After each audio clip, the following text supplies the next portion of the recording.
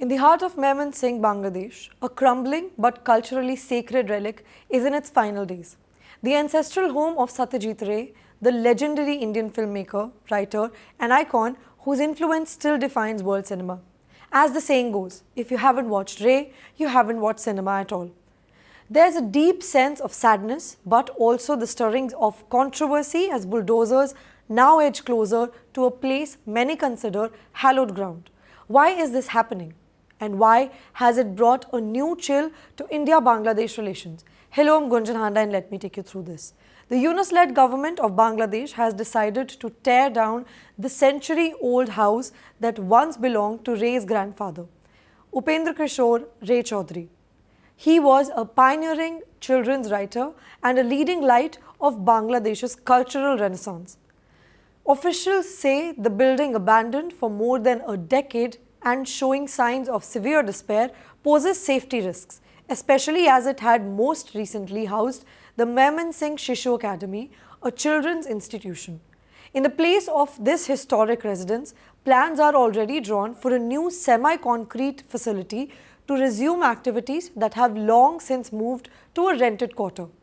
Yet, for the countless admirers of Ray's artistry and those who cherish shared heritage, the rationale for demolition is hardly satisfying. They see just not another derelict building, but a vanishing touchstone. One that once echoed with creativity that shaped not only Bengal but the wider world.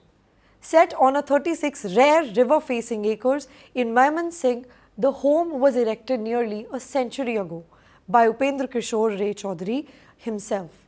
Imagine the bygone gatherings, artists, writers, school children, perhaps future visionaries, all under one generous roof.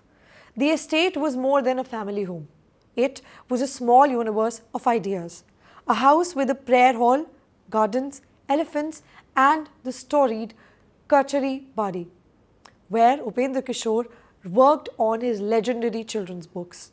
Though Satyajit Ray never actually lived or visited here, its walls still stand as a testament to a dynastic thread running from his grandfather's pen through his father Sukumar Ray's satirical verse to Satyajit Ray's own cinematic language, a language that gave India its first global auteur. Many in Bangladesh insist, perhaps a little defensively, that Ray himself was disconnected from the house. But history is fluid, and sometimes places matter for what they symbolize. A time when imagination transcended borders long before partition cut these ties. That's why India's reaction arrived not just with regret, but a heartfelt plea. New Delhi formally urged Dhaka to reconsider offering restoration funds and the hope of converting the site into a museum, a monument to literature, cinema, and the shared Bangla soul that endures on both sides of the border.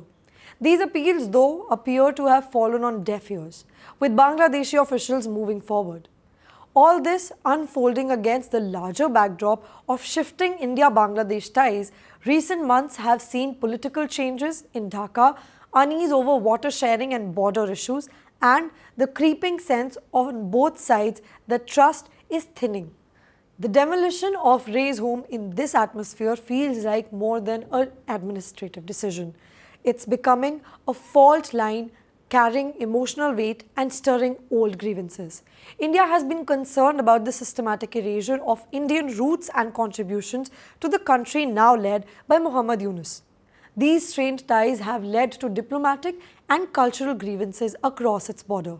Locals, historians, poets, people whose lives in Mymensingh quietly honor the Ray family legacy have begged authorities to spare the estate. But to many, this act is one more erasure of history, a symbolic blow to Bengali identity and a missed opportunity for Bangladesh to revive and treasure what binds it to India, not just what divides them. As the bulldozers close in, what's being lost is more than bricks and beams. It's the physical link to a shared cultural explosion that lit up two nations. It's a story that should have been celebrated together and now sadly becomes a chapter in a different tale, one of missed chances and perhaps growing distances. In South Asia, heritage often stands on contested ground. Today, Satyajit Ray's ancestral home in Bangladesh reminds us just how fragile history, shared or otherwise, can be. Whether that memory endures or fades will depend as ever, not just on governments, but on all of us who remember how stories, even old ones, still matter. This is a bittersweet story resonating across South Asia, one that blends history, loss, and the mounting tensions between two close neighbors. I am Gunjan Hada for the Asian Chronicle.